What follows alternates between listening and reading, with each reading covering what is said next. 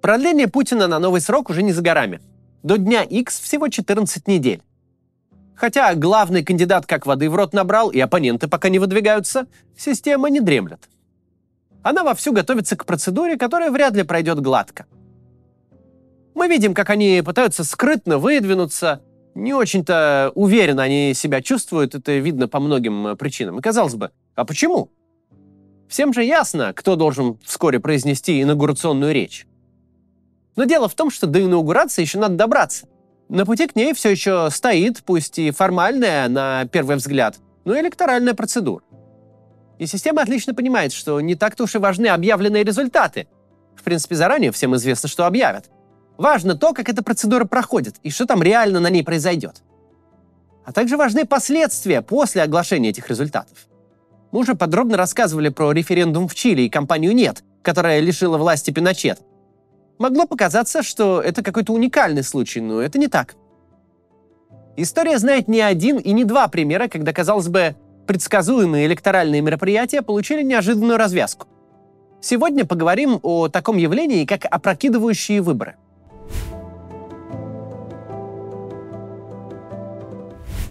Что вообще такое опрокидывающие выборы?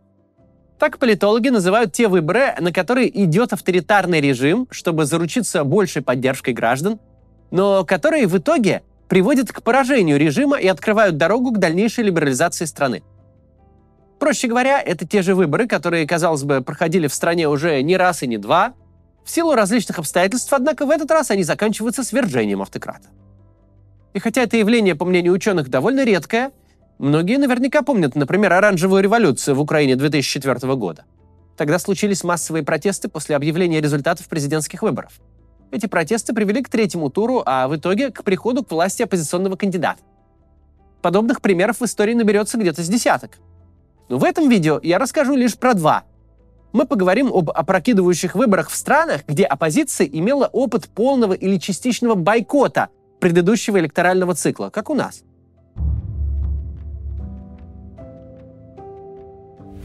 Начнем мы с диктатора Фердинанда Маркоса, который в 1965 году пришел к власти, победив на вполне демократических выборах. Он был ярким человеком и действительно популярным. Его первый срок можно назвать медовым месяцем Филиппин. Маркос провел инфраструктурные реформы, затронувшие всю страну, и, заручившись еще большей поддержкой электората, легко прошел на второй срок. И постепенно он вошел во вкус. Маркос не хотел отказываться от власти, ведь он и его семья активно пользовались всеми благами своего положения. Про безумные траты жены Маркоса, Имельды, вообще ходили легенды. Как-то, возвращаясь домой после шопинга в Европе, она попросила пилота развернуться на полдороги и лететь в Рим, потому что забыла купить сыр.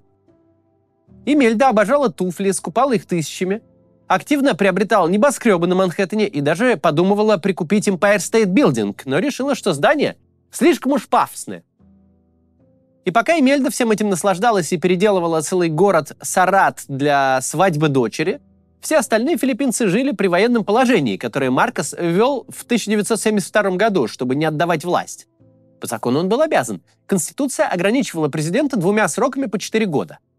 Но Маркос объявил демократическую революцию, стал называть себя отцом народа и вождем нации.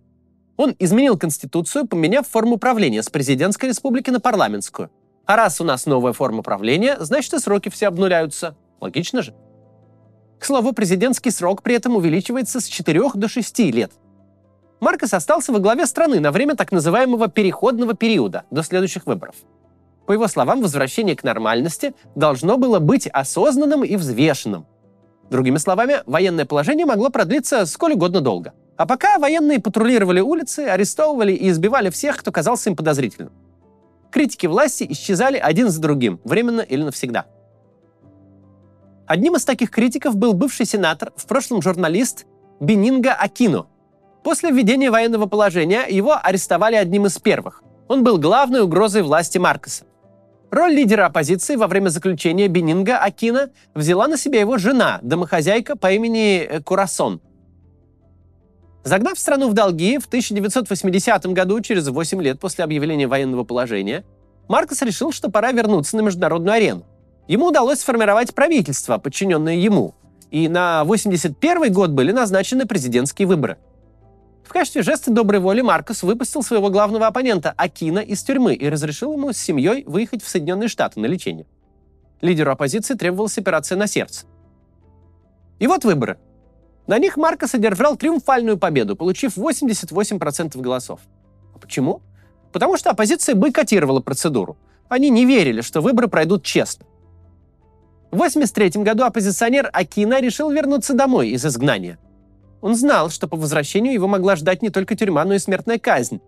Да, ему действительно вынесли смертный приговор, причем по совершенно надуманному поводу. Но Акино хотел убедить Маркоса передать власть мирно. В аэропорту Манилы его встречали не только военные, но и сторонники, которые видели в Акино будущего президента. У них были повязаны желтые ленты. Это символ из популярной песни. Там желтую ленту повязывали на дерево как знак для возвращающегося военнопленного, что его ждут дома. Практически сразу после приземления Акино его взяли под арест. И меньше чем через минуту после этого застрелили. По стране прокатилась волна протестов. К процессии во время похорон Акино присоединились около 2 миллионов человек. Желтый стал цветом оппозиции, которая теперь объединилась и выдвинула на президентские выборы 1986 года Корасон Акино, жену убитого. Да, те выборы сопровождались массовыми фальсификациями, угрозами и даже убийствами. А потом Маркос ожидаемо объявил о своей победе. Заявлялось, что диктатор набрал 53% голосов. Наблюдатели проверили где-то треть голосов. Их подсчеты показали, что Маркос не набрал и 40%, а вот у Корасон Акино было 55%. Маркоса и его семью вынудили бежать с Филиппин. Корасон Акино отменила диктаторские законы. Начались антикоррупционные разбирательства против семьи и окружения бывшего диктатора.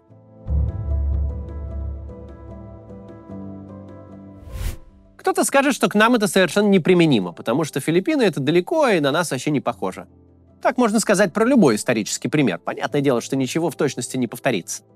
Но поговорим об еще одном примере. О более близкой нам стране, о Грузии. В начале нулевых, как и в других постсоветских странах, в Грузии были проблемы с массовой коррупцией и в придачу с неустойчивыми границами. К очередным парламентским выборам, которые были запланированы на ноябрь 2003 года, президент страны Эдуард Шеварднадзе создал политический блок «За новую Грузию».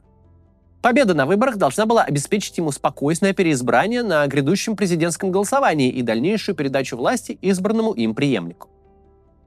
Оппозиция решила отказаться от бойкота. На предыдущих парламентских выборах такая тактика не дала им никакого результата. Поэтому на этот раз оппозиция во главе с Михаилом Саакашвили выдвинула на выборы созданную в 2001 году политическую партию «Единое национальное движение». Также в оппозиции к действующей власти на выборы шли демократы Бурджанадзе. По словам Саакашвили, даже несмотря на то, что от оппозиции на выборы шло несколько партий, они работали вместе, несмотря на, цитата, «некоторые разногласия по вопросам тактики». 3 ноября, на следующий день после выборов, телеканал Рустави Ори опубликовал данные экзит-полов, согласно которым блок Саакашвили лидировал, и у него было свыше 20% голосов. Центр избирком выдал примерно такие же данные, но у блока Шеварднадзе процент внезапно оказался выше – 27%. Официально объявили, что больше всего голосов получило движение «За новую Грузию», а Единое национальное движение Саакашвили оказалось аж на 3-м месте. Соцопросы накануне выборов показывали популярность оппозиции. Уже тогда заговорили о возможных фальсификациях. А после оглашения результатов Саакашвили позвал людей на улицы. Протесты захлестнули Тбилиси. 9 ноября Шеварднадзе встретился с Саакашвили и Бурджанадзе, но безрезультатно. Хотя поводом для возмущения послужили выборы в парламент, все тогда отлично понимали, что за этим стоит укрепление власти действующего президента. Протестующие скандировали «Грузия без Шеварднадзе». Сам Шеварднадзе заявлял, что его отставка в текущих условиях будет безответственным шагом. И вообще, мол, если протестующие продолжат в том же духе, то правительство будет проблематично выплачивать пенсии и зарплату военнослужащим. Такой вот шантаж. Но протесты нарастали. 22 ноября группа оппозиционеров во главе с Саакашвили ворвалась на первую сессию новоизбранного парламента. У них в руках не было оружия. Оппозиционеры были с розами. Демонстранты прервали речь Шеварднадзе, и тот покинул зал в сопровождении своих охранников. Он ввел чрезвычайное положение, призвал войска, чтобы разогнать 10 тысяч протестующих. Но его отказались поддержать даже элитные подразделения полиции. Министр обороны и госслужащие отказались исполнять приказы. Президент решился на очередные переговоры с оппозицией, призвав для посредничества Россию в лице министра иностранных дел Игоря Иванова. Но это ему мало помогло. Шеварднадзе был вынужден подать в отставку. Более 100 тысяч человек встретили эту новость на улицах Тбилиси. В честь победы запускали фейерверки и устраивали стихийные рок-концерты. Нино Бурджанадзе стала исполняющим обязанности президента. До следующих выборов. На них уже одержал победу Михаил Саакашвили, набрав почти 97% голосов. На посту президента он предпринял радикальные антикоррупционные меры, разом уволив 14 тысяч гаишников. Дальше в течение нескольких лет практически полностью был обновлен состав полиции. К работе привлекались молодые люди без коррупционных связей. Грузия начала двигаться в демократическом направлении. Кстати, про реформы в Грузии у меня есть большое подробное видео. Посмотрите, если еще не видели.